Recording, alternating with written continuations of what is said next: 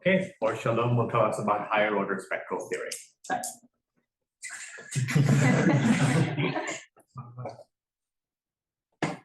Yeah, okay. So thank you very much for the introduction. Let me start by saying that the problem I'm going to tell you about is a relatively new problem, and we don't know a lot about it. I personally find it interesting, and I hope that you will too. Let me start with something simple. So let me start by recalling the spectral theorem for unitary operators. Given a Hilbert space H and a unitary operator, there are actually many versions of the theorem. The most well-known, I guess, is ergodic theorem, which says that for every two vectors, one can find the spectral measure that's a Borel regular bounded complex valued measure on the torus, so that you can compute certain inner products using integration with respect to this measure. Another version, which is equivalent, and it's a bit more similar to linear algebra. So linear algebra, if you have an n by n unitary matrix, it's diagonalizable. So you can write it as a sum of eigenvalues and projections to the eigenspaces. This is the infinite dimensional version. There exists a projection valued measure that's a function for Borel subsets of S1 to projections of H, satisfying certain axioms, so that we can write T as the integration with respect to this measure.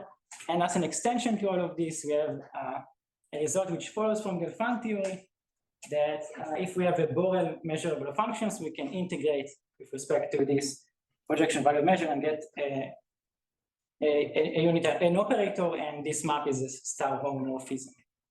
So just to get warmed up, let me show you a corollary, which is the mean ergodic theorem. It's a very fundamental result in ergodic theory, but it's actually a result in functional analysis.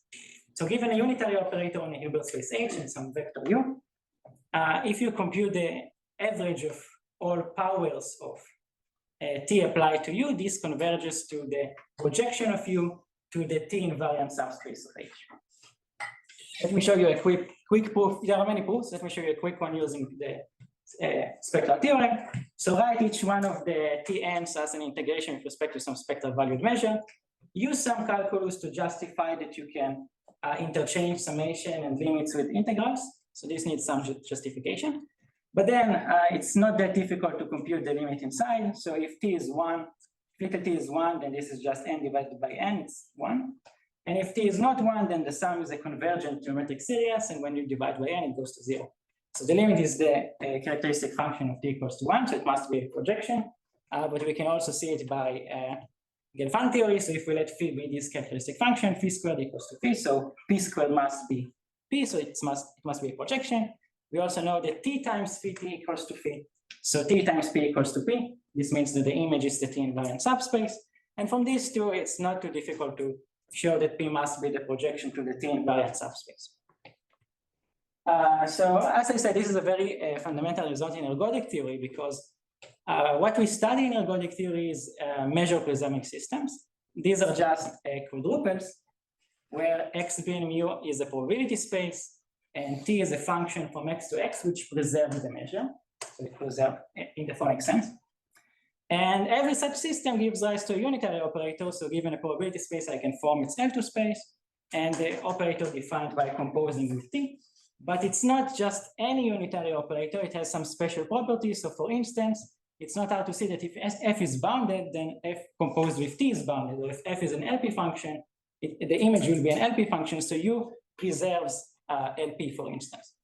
And this gives rise to certain sequences, which are the main topic of this talk. And let me say before I give you the definition that you can be creative in how you define those sequences, but those sequences specifically are interested for other reasons related to their applications to additive combinatorics, which I will not discuss. But anyway, they are interesting sequences. So for every k, we can define a k-step multiple correlation sequence as a sequence of the following form, where I start with a measurable dynamic system and k plus 1 bounded functions. And since the operation t takes bounded functions to bounded functions, I can multiply and then take an integral. So what we are doing here is taking f0 of x, f1 of t and x, f2 of t2 and x, and fk of tk and x. It's somehow related to arithmetic progressions. That's not going to. And the main question is whether we can classify those sequences. Let me just say that we know that they are not all sequences because we know that they have an average, but we don't know a lot about them. So what we do know, so first let's see that Hergle's theorem gives a classification of one-step multiple correlation sequences. So one-step multiple correlation sequence is an inner product. And once we have an inner product, we can write it as an integration with respect to some spectral value measure, with respect to some spectral measure.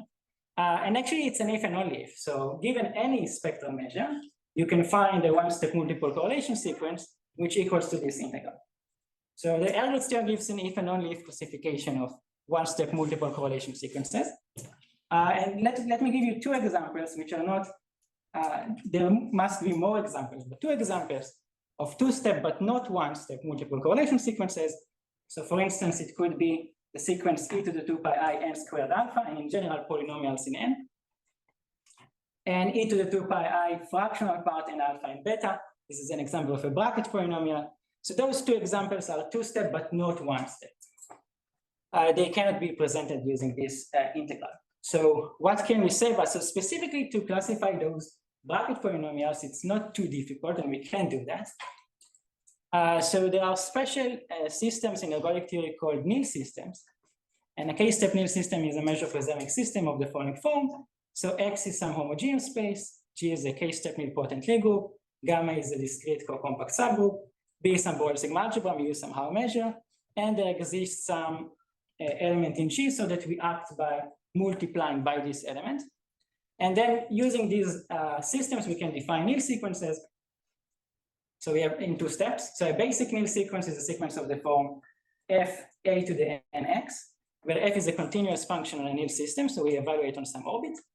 And the Nil sequence in general is just an infinity limit of linear combinations of these Nil sequences. Essentially, it captures all these bracket polynomials and their linear combinations. And then you can use them to give some classification, and this is the best classification that we have to k-step multiple correlation sequences. This is the theorem of Begus-Hostin. A k-step multiple correlation sequence is a sum of a k-step Nil sequence and the null sequence. We don't know a lot about the null sequence. We just know that it's a sequence which goes to 0 as n goes to infinity. And this is very good if we care about averages of k-step multiple correlation sequences, but it doesn't tell us a lot about the k-step multiple correlation sequence itself. We would like to somehow understand, unlike the case of one step, this is not an if and only if result. There could be some null sequences which are not k-step multiple correlation sequences, but we do have some better conjecture. So this is almost a conjecture of Fonseca-Naki, I changed it a bit. So Fonseca-Naki's conjecture that there should be a probability space which takes the role of the torus, if you want some higher order torus, and some sequences which takes the role of t to the n. And Fonseca-Naki's conjecture that those sequences are generalized k-step Nil sequences, I will define in a minute, so that one can approximate even better the k-step Nil sequence with these generalized Nil sequences, where a generalized Nil sequence is defined just like a Nil sequence, but this f may be just Riemann integrable, not necessarily continuous. So let me just say that we don't know how to prove this conjecture at all. The only instance where we know it's true is when the dynamical system is already a k-step Nil system. So only when it's obvious we know that it is true. And actually there is, as far as I know, there is no justification for this error at all. So we don't have any example where it fails without it, as far as I know. So let me, we really don't know a lot about it. Let me tell you about something that I did, which is related, but not exactly the same. So I proved the following. So suppose that you have a probability space X and two measure preserving transformations on X. Suppose that f and h are functions in L2 and g is a function in L infinity, then there exists some spectral measure depending on f, g, and h. And there exists a continuous operator also depending on f, g, and h. G is an operator from L to S1 lambda to L to itself. So that if you look at this version of the two-step multiple correlation sequences, you can classify it as inner products of GTN and TM, which is just the integral of the function GTN times the function Tm with respect to lambda. Now, this seems to be much better than a classification of two-step multiple correlation sequences, because we can just apply the theorem when n equals to m and s equals to t, but it doesn't give us anything. So what's not good about it, so what's good about it is that it's a good classification of these sequences as a function of n and m. But if you care about the diagonal, which is what we really need if we want a classification of multiple correlation sequences, then it's actually true that any bounded sequence you can write as this inner product for some g and lambda. And it's also true that any bounded sequence is a two-step multiple correlation sequence if you don't assume anything about S and T. So this gives rise to the following problem. What happens if we apply the theorem, but only in the special case when T equals to S, or something weaker, T commutes with S? We know that not all pairs, we cannot have all pairs, because all pairs gives all sequences. So which pairs can we get? So if you answer this problem, you really classify two-step multiple correlation sequences. Okay, so let me say that the main result behind the proof is an application of an inequality of Grothendieck, which is a bilinear version of Riesz representation theorem. So in Riesz representation, if you have a continuous functional on continuous functions on X, you can always present it as an integration with respect to some measure. This is similar. So if you have a continuous bilinear map on Cx times Cy, and continuous with respect to the product topology, which is equivalent to having this inequality, then there exists a constant depending on m. If m equals to 1, it's called the Grothendieck constant. And Borel regular probability measures lambda x and lambda y, so that you have this inequality, which essentially means that you can extend the bilinear map from Cx times Cy to a bilinear map on L to x times L to y. And what's quite surprising here is that currently there is no known multilinear version of the Grothendieck inequality. What you would conjecture a multilinear version would be. Any naive conjecture is false. And as far as I know, there is no version there is no version that anyone conjectures of what could be true in the multilinear case. So let me end this talk by some wishful thinking that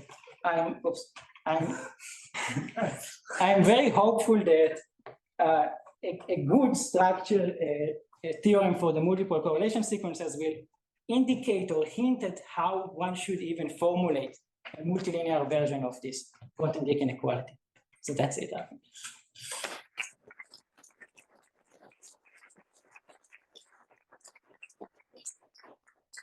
Questions?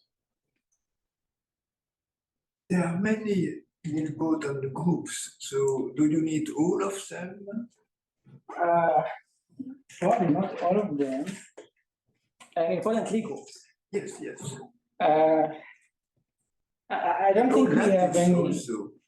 Yes, I don't think we have any result which indicates exactly which one we need for defining Nilsequences. You probably don't need all of them, but I don't know.